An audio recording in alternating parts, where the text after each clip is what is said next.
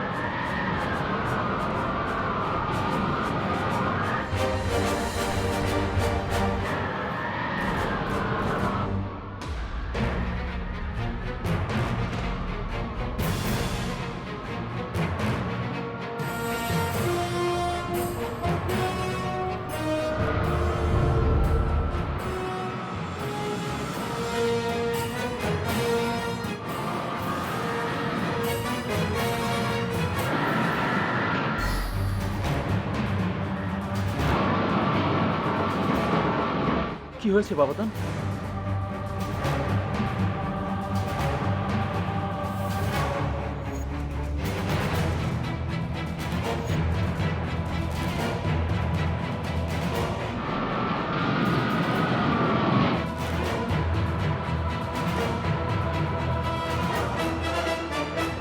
আমরা ওই পথে অগ্রসর হচ্ছিলাম। অসাবধানতায় ক্ষণকাল অগ্রসর হলেই অনেক বড় বিপদের সম্মুখীন হতে হতো আমাদের।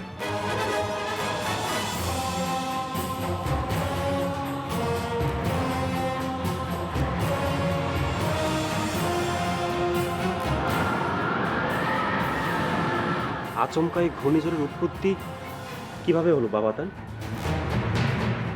এটা কোনো সাধারণ ঝড় হতে পারে না আরদা। ইতিপূর্বে আমরা এরকম ভয়ঙ্কর কোনো ঘূর্ণিঝড়ের সম্মুখীন হয়েছি বলে স্মরণ করতে পারছি না।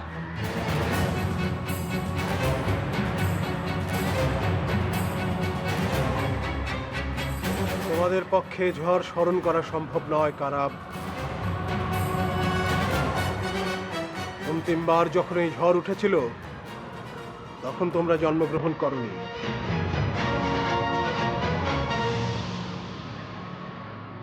এই ঘূর্ণিঝড়ের নাম সাম্যবাদ।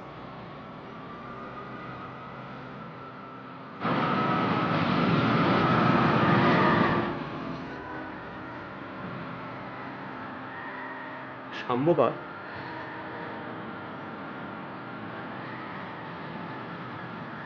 স্বাভাবিক অবস্থায় মেঘমণ্ডলের যে কেউ পৃথিবীতে যেতে পারে, কিন্তু পৃথিবী থেকে কারো এই মেঘমণ্ডলে উত্তরণ সম্ভব নয়।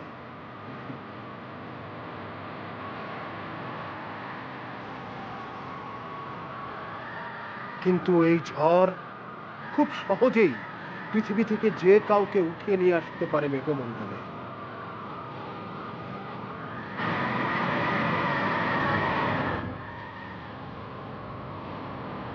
তাই একে সাম্যবাদ বলা হয়।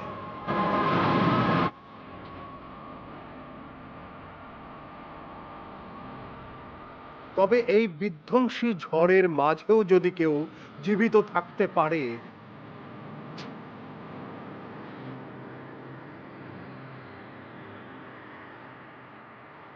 তারা জি বাবাতান। রক্ষী বাহিনীকে বলো আমাদের অন্য পথে যাত্রা করতে হবে।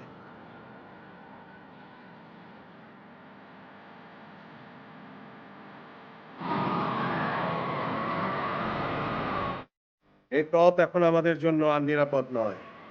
জি বাবাতান। আরদা, তুমি যুবরানী ইলমকে নিয়ে প্রাসাদের দিকে অগ্রসর হও। জি বাবাতান।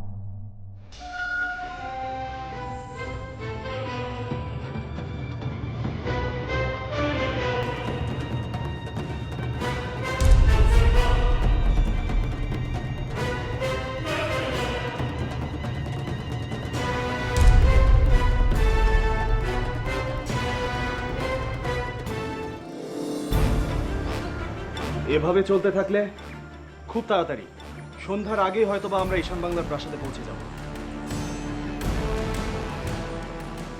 কিন্তু প্রাসাদের অন্দরমহলের কোনো খবর না নিয়ে কি আমাদের প্রাসাদে প্রবেশ করা উচিত হবে? বিশেষ করে সুলতানা সাহেবা যখন নিজেই চেয়েছিলেন আমায় বন্দি করতে। উচিত কথা বলেছো তুমি নাজমা। ঈশান বাংলার সেনাধ্যক্ষ রাজ্জাক হয়তোবা খুব তাড়াতাড়ি প্রাসাদে পৌঁছে গেছে অথবা চলে আসছে। রাজ্জাক প্রাসাদে আসার পর তার বিবরণ শুনে প্রাসাদে আমার ব্যাপারে যে পরিস্থিতি অনুকূলে থাকবে না সেটা বলাই বাহুল্য।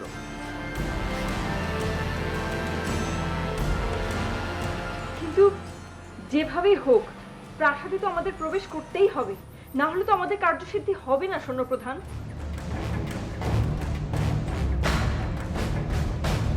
যদি তাই হয় তাহলে নাজমাকে বাইরে কোথাও রেখে যেতে হবে হানিফা। এই অরণ্যের বুকে একাকী আমি কিভাবে থাকবো সৈন্যপ্রধান? তারও উপযুক্ত স্থান আছে নাজমা। কিন্তু সৈন্যপ্রধান, নাজমাকে আপনি যে স্থানে রেখে যান না কেন তার চিন্তা তো আপনি প্রতিহত করতে পারবেন না। এমনকি সেই সূত্র ধরে আমরাও চিন্তায় থাকব। তার চাইতে আমরা এতটা পথ যেহেতু একসঙ্গে অগ্রসর হতে পেরেছি, বাকি পথটাকে আমরা একসঙ্গে চলতে পারি না? সেরকম কোনো উপায় কি আমরা ভাবতে পারি না সোনাপ্রধান? কিন্তু হানিফা, স্বর্ণপ্রধান, আমার মনে হয় দলপতি কন্যা উচিত কথাই বলেছেন। ঠিক আছে, আমার মনে হয় এটা একটা উপায় হতে পারে। সেটা কি সোনাপ্রধান?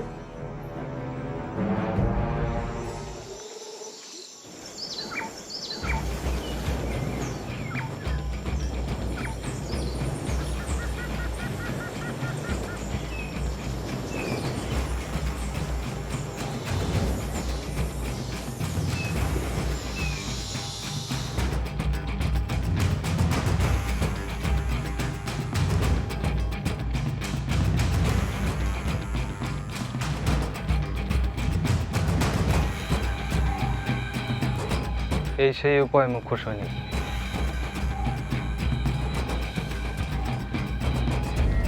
যার সাথে তুলনা করলে আপনার কাছে মনে হবে না আপনি কোনো সময়ের অপচয় করেছেন।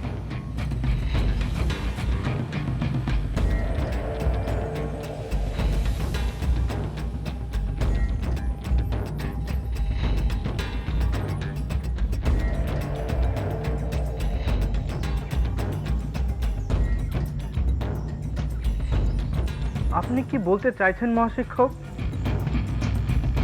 আপনি ঠিক মনে মনে যা অনুমান করছেন।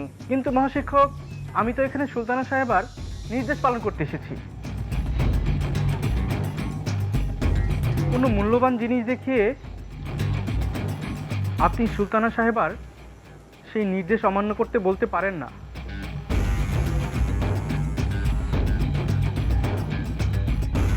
আর যদি বলি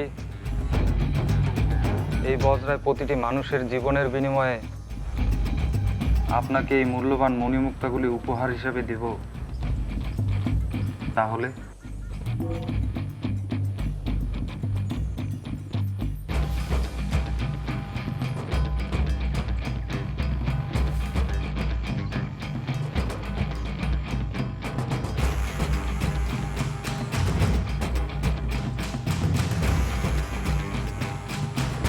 ভেবে দেখুন মুখ্য সৈনিক,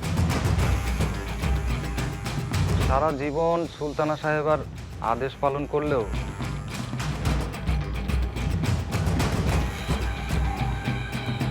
এরকম মণিমুক্তা আপনি ক্রয় করতে পারবেন না।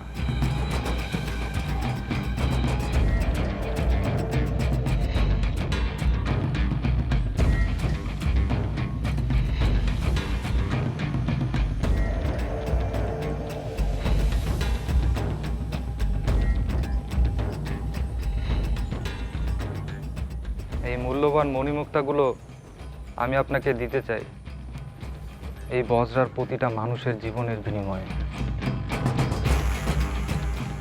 কিন্তু কিন্তু মহাশিক্ষক, সুলতানা সাহেবের নির্দেশের কি হবে? তিনি যদি জানতে পারেন তাহলে তিনি আর আমাকে জীবিত রাখবেন না। জীবন নেওয়ার প্রশ্ন তো তখনই উঠবে যখন তিনি আমাদের এ কথা জানতে পারবেন।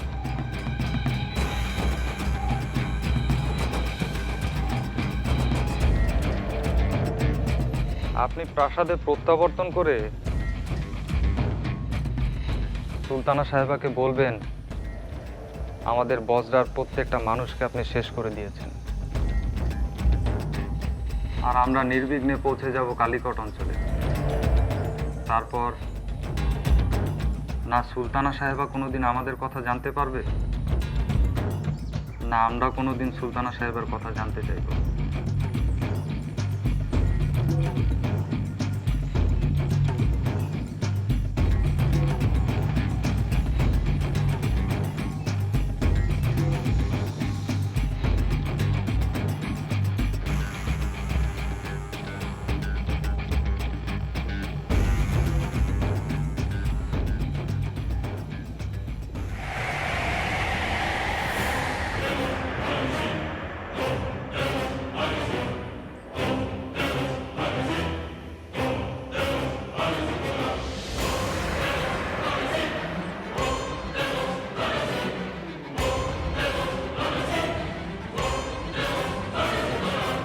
আমার হাত ছাড়বে না দাবি, আমার হাত ছাড়বে না। শক্ত করে ধরে থাকো। আমি আর পারছি না ভাইজান, আমার শরীর নিঃশেষ হয়ে আসছে।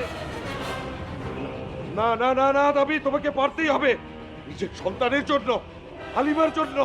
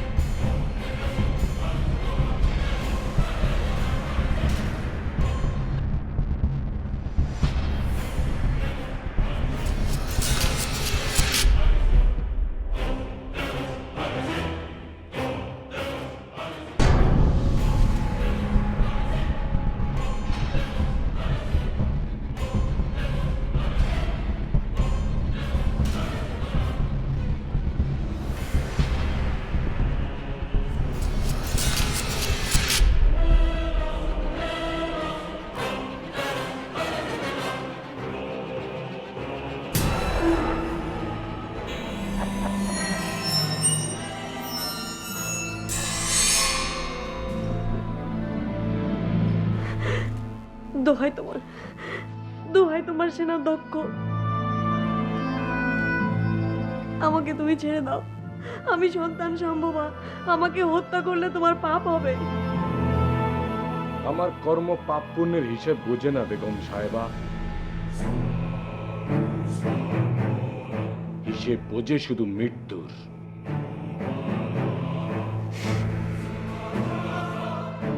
আমার বা আমার সন্তানের যদি কোনো ক্ষতি হয় মতিউর, সেনাপতি কিন্তু তার হিসাব অন্যভাবে নেবে।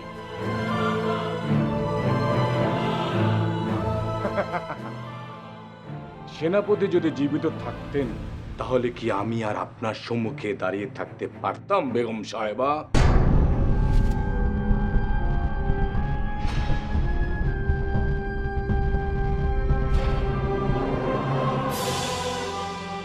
না না না না না না, এটা হতে পারে না, এটা হতে পারে না। উনি উনি নিজে আমাকে কথা দিয়েছিলেন যে উনি আমার আব্বাজানের প্রাসাদে আমাকে পৌঁছে দেবেন।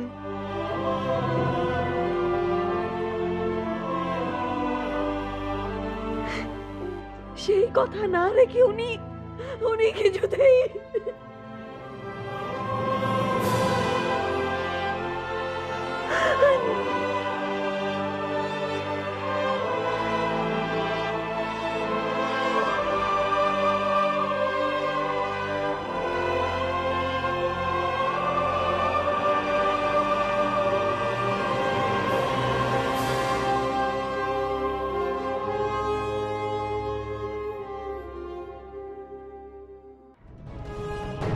মাঝে মাঝে মনে হয় ফাহিম আর বাদিয়ার মতো যারা চারপাশে আছে তাদেরকে একসাথে যদি... দয়া করে আপনি একটু শান্ত হন সুলতানা সাহেবা।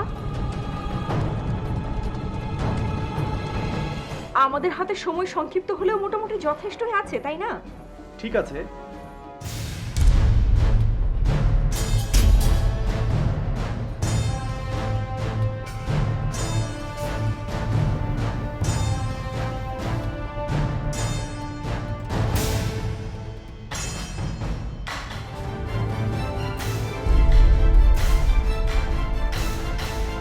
দাঁড়াও সৈন্য প্রধান রাজ্জাক। ভাই আমার,